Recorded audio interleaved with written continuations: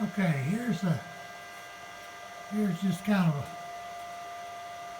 preview of what I've done. It seems like that pot on that Huanyang unit went bad on me, because there you go, I just turned it on forward from the remote switch right there.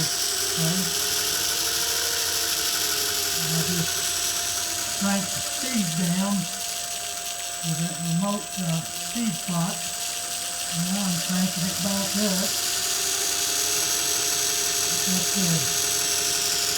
That's a 1750 RPM or maybe an 1800 RPM motor.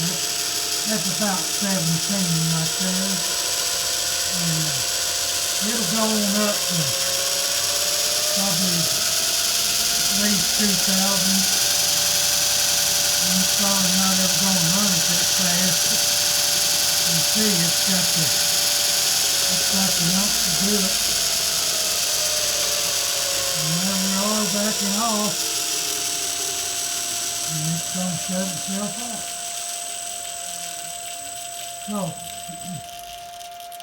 it never helps to give up. Now if I can just fix the problem that I created by plugging my power feed unit on my mill into 220, I'll have it made.